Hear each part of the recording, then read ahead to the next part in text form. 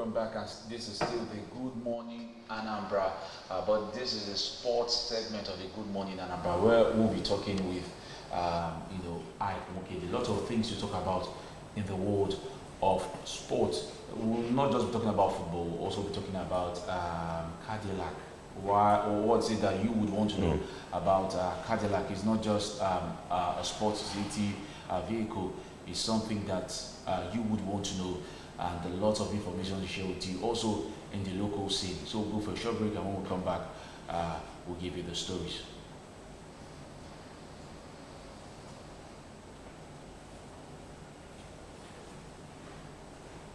All right, a very good morning to you, and many thanks for joining us for Sports Splash on ABS TV. And of course, the headlines are Grassrunners FC defeats Rovers FC to emerge champions of the 2025 Asaba Super Cup, and the Flamingos beat South Africa 3-1 in the Under-17 World Cup and playoff. And we also have news that we told you that Cadillac wins a formal approval for Formula One entry in 2026, and we also have a football, tennis, and of course a result service of league matches across Western Europe on the sports show Sports Splash on ABS and TV. Let's begin with our first story. Our first story on the show is from the Asaba.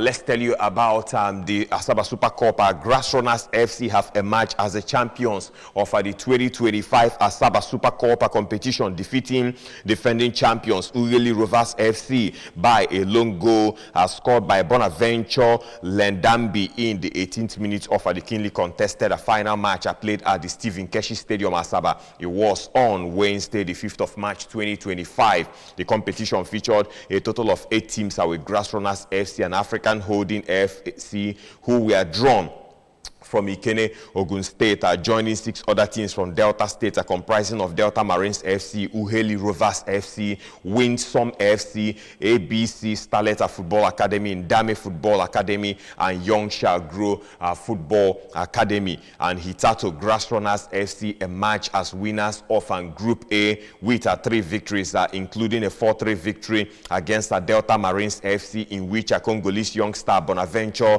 Lendambi made history by scoring the first hat-trick in the Asaba Super Cup since its inception.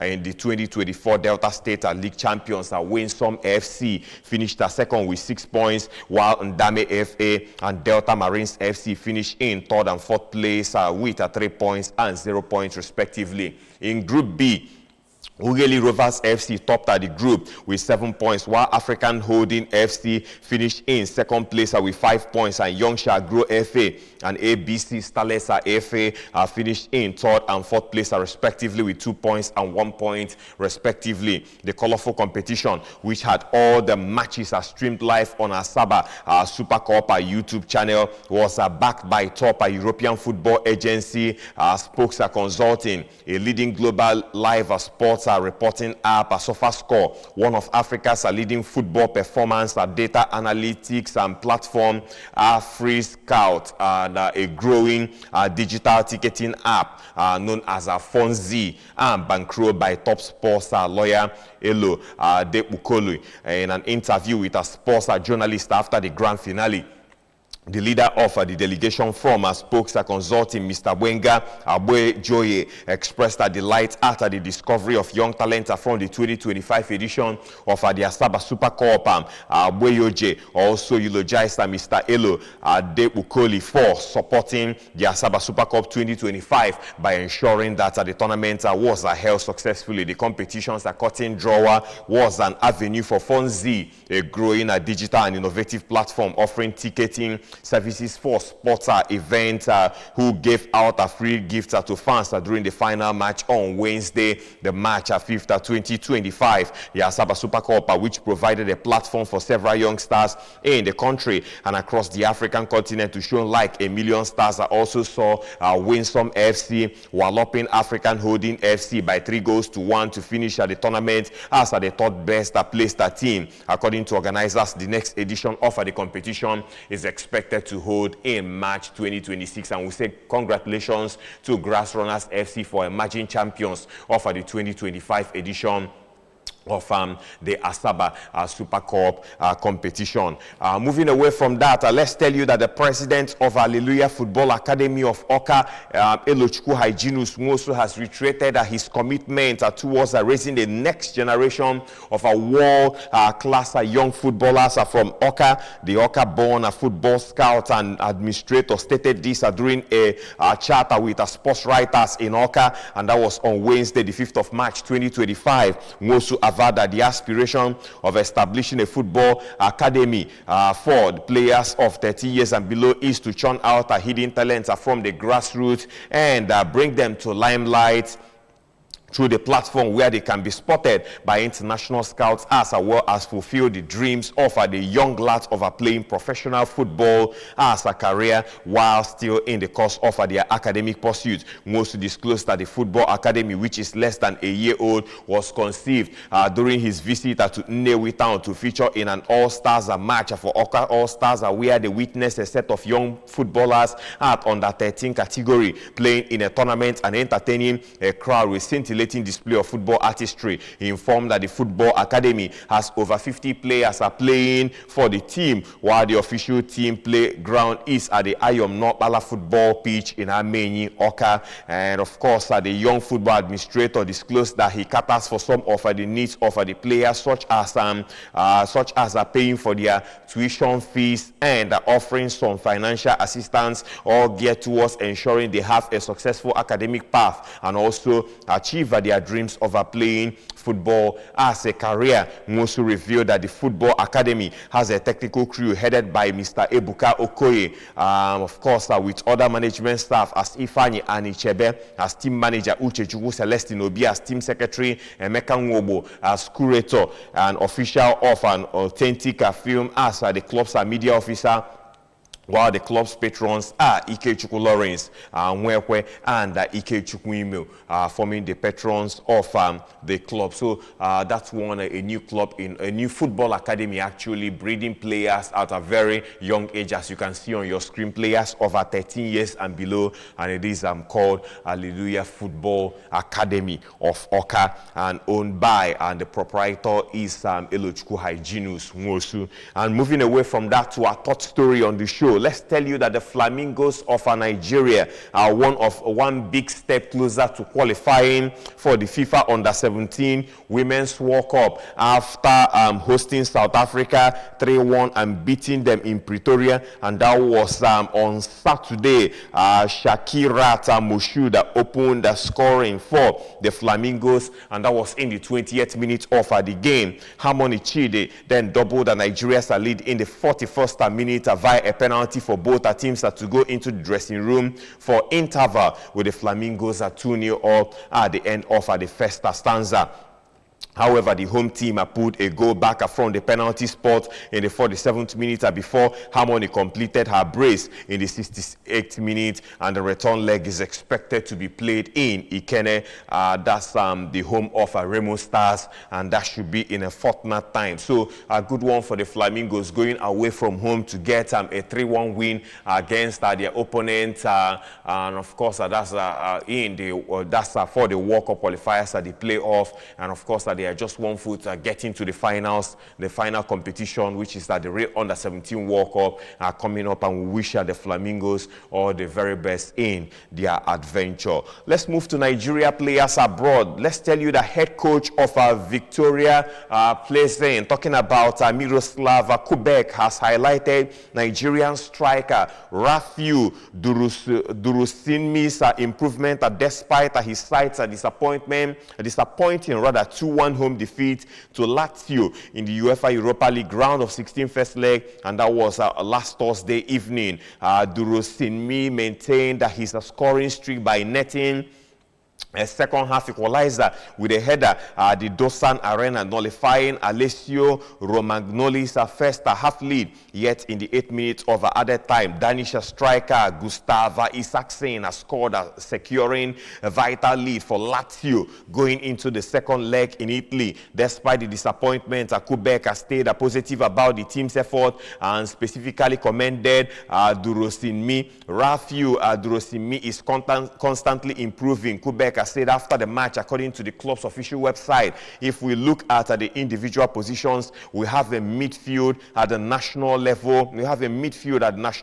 Matei Vidra played in the Premier League. Kadu is a great footballer. Samson Dew represented Liberia as we gradually gain experience and we stop being afraid of anyone and we believe in ourselves. Duros in Miss equalizing goal. Max is a fifth in 6 games decisively moving past a challenging year-long injury, and the 22-year-old has shown brightly in recent matches and notably scoring against Ferencvaros in the playoffs, aiding the Czech team in advancing to the round of 16. So that's a new Nigeria out there playing for Victoria, and he goes by that name, Rafiu Durosinmi. And days on the show on Sports Splash, we'll get to tell you more about this Nigerian that is pretty unknown. And still talking sports here on Sports Splash, the Monday edition. And quickly now to the African scene, let's tell you that the Federation of International Football Association, FIFA, has lifted the suspension of Equatorial Guinea captain Emilio Nsue. The experience right back come forward was ruled as ineligible by FIFA, and that was in May 2024. And the World Football's governing bodies and governing judges ruled that Nsui was never eligible to play for Equatorial Guinea throughout his entire career. Isue, who was born in Spain, played for his country's youth national teams, was ruled to have continued playing for Equatorial Guinea, while undoubtedly knowing that he was ineligible and was given a further 6-month ban from playing international football. However, the president of the Equatorial Guinean Football Federation, Venancio Thomas Ndongmika, has announced that the return of Emilio Nsui to the national team. We are happy, we are very happy for this day in which we can confirm that FIFA has approved the eligibility of Emilio Nsui with the national team. Mika stated, it is one of the greatest achievements of this executive board and a great joy for the people of Equatorial Guinea. He said Nsui, the national team's top scorer with 23 goals in 42 matches, can represent Equatorial Guinea again in next matches, and the national Thunder are scheduled to face Sao Tome and Principe and Namibia in the 2026 FIFA World Cup qualifiers later this month. And of course, it's a great one for Equatorial Guinea, for the battle to have Nsue back to the team, and he is back. I can confirm by the president of the Football Association in that country. And also still on the African scene, let's tell you that newly appointed Kenya national team head coach Benny McCarthy has included South African-based defender Brian Oyango Mandela in the Harambee Stars squad for the 2026 World Cup qualifiers since being introduced as the new coach on Monday. McCarthy has been assessing players in preparation for selecting his inaugural squad with a crucial World Cup qualifiers against Gambia and Gabon looming this month. And McCarthy's familiarity with Oyango, gained from his background as a South African, may have influenced his decision to include the centre back in his squad. This is despite Oyango having limited playing time for Stellenbosch FC this season, with just 7 appearances across all competition. Oyango's last appearance for Kenya was on the 12th of October 2023 in a 2-all friendly draw against Russia, following a 1-0 loss to South Sudan in Nairobi months before. However, a combination of injuries and poor form had kept him out of the national team since then, until his recent call-up, which marks a significant turnaround for the player. And the defender joined the Stellies at the start of the season, following 3 frustrating seasons with the Mamelodi Sundowns, where he won titles but struggled for consistent game time due to injury. Oyango's situation has not changed much in the Western Cape, where he has played just 7 games despite not being injured. You're watching Sports Splash on ABS TV. Let's go for a short break. When we come back, we'll tell you that Cadillac has joined Formula One, officially the motorsports. We also have tennis news and football on the sports show, and that will be in the second half of the program. We'll be right back.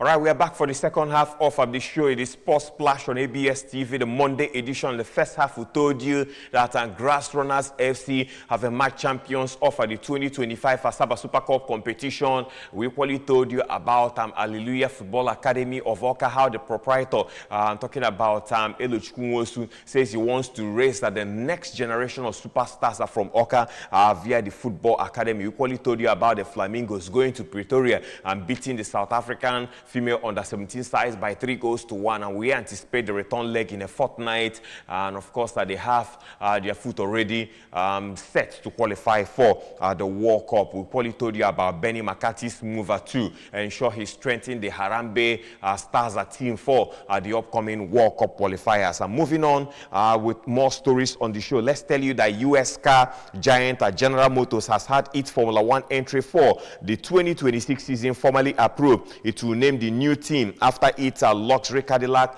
brand we hear, and the decision to approve GM's bid comes just over 2 months after the company reached an agreement in principle with the Formula One to enter the sport next year. F1 had previously rejected a bid from the US team Andretti, which was linked to Cadillac, but the greater commitment of GM in a new proposal put forward later in the year has convinced F1 to admit Cadillac. A joint statement from F1 and Motorsports governing body, the FIA, said Cadillac's bid has been approved following the completion of their respective sporting, technical, and commercial assessments. The entry will be run by the U.S. organization TWG in a revisioning of the initial bid, and the new team, which has a UK-based at Silverstone, will be a joint effort between GM and TWG, with Dan Antoris, owner of the U.S. team Andretti Global, and TWG's Mark Walter as the other key investors. And former IndyCar and F1 driver Michael Andretti is no longer involved with the team he founded. His father, Mario, the 1978 world champion, will be involved in an advisory capacity. And last year, TWG named Britain and Graham Loden, a senior figure at the Manor team that raced in Formula One from 2010 to 2016 as the team principal for this new team. So Cadillac joining Formula One next season. More teams are joining now, and more construction company will be watching out. Let's see what their exploits will be in the motorsports of Formula One. And quickly now to the world of tennis, and Novak Djokovic suffered his third straight defeat as a Dutch lucky loser Botic van der Zandschulp pulled off a shock victory in the second round at the Indian Wells, and the 7th seed lost 6-2, 3-6, 6-1 to the world number 85 in a subdued performance, and since memorably beating Carlos Alcaraz in the Australian Open quarterfinals, the 37-year-old has lost to Alexander Zverev in Melbourne semi-finals, Matthew Berrettini in Doha, and now Van der Zandschulp, the 24-time Grand Slam champion, won only one title last year, albeit the elusive Olympic gold he has always coveted, and failed to win a major for the first time since 2017. And lastly, from the world of tennis, female tennis players will receive a paid maternity leave on the WTA tour for the first time. I will hear more than 320 players will be eligible for up to 12 months paid leave through a new maternity fund introduced by the governing body, the Women's Tennis Association. Everyone will receive the same amount, which has not been disclosed, irrespective of their ranking we hear. And players will not have to repay the money if they later choose not to return to the sport. Grants will also be made available for fertility treatment, I will hear. And the maternity program will be fully funded by Saudi Arabia's Public Investment Fund, PIF, which is a global partner of the WTA tour. And Petra Kvitova, Belinda Bencic have both made their comeback from maternity leave in recent months. And former world number 1 Victoria Azarenka, who gave birth to son Leo in 2016, told the media last year that it would be a huge win for women in general if the WTA was to introduce maternity pay. And 4-time major champion Naomi Osaka also spoke in support of the maternity pay, saying it will be life-changing, and players will have to compete in a minimum of 8 WTA events in the previous 12 months or a minimum of 24 in the previous 36 months are to be eligible for this maternity pay, and that's a huge one for female sports, especially for tennis. And quickly to football, FIFA is set to give more than $1 billion in prize money to clubs participating in the Club World Cup, as the European Club Association ECA negotiating on behalf of clubs in Europe, including Chelsea and Manchester City, closes in on a deal. Multiple sources have confirmed to the media that the 32 clubs are involved, including 12 European clubs that will split what is anticipated to be the biggest prize in club football across a 7-match format we hear. It is partly based on the $1 billion exclusive global TV deal agreed with sports streaming service DAZN, and that was in December. And the inaugural tournament are taking place in the United States. Begins on the 14th of June and finishes with a final in New Jersey, and that's on the 13th of July. And lastly, from football, FIFA will introduce a women's Club World Cup competition that will run every 4 years, starting from 2028 I will hear, and the governing body is also launching a Women's Champions League, which will be the first global competition in women's football starting in 2026. The Champions Cup will run annually, except in years involving the Club World Cup, and will include 6 teams. Plans to launch a 16-team Club World Cup, which was originally due to begin in 2026, were officially agreed by the FIFA Council, and that was on Wednesday. And FIFA President Gianni Infantino said women's football has reached a new height at a national team level, and now it's time for global competitions that showcase the best clubs from around the world. And the Club World Cup will include 16 teams from all 6 confederations: Europe, Africa, Asia, North America, South America, and Oceania. 13 clubs, including 5 from Europe, will earn direct passage into the competition, and an additional 3 placed are up for grabs via a playoff route, which will see the winners of one-legged knockout matches qualify. So that's a big innovation on FIFA bringing on Women's Club World Cup, but it will take effect in 2028. That's the size of the show this morning. Sports Splash on ABS TV. Thank you so much for being here. The show continues for the rest of the week, Tuesday down to Saturday, and be part of it. 9:30 is always the time. The name is Ike Nwokede. Have a lovely week, and remember to keep sporting. Bye-bye now.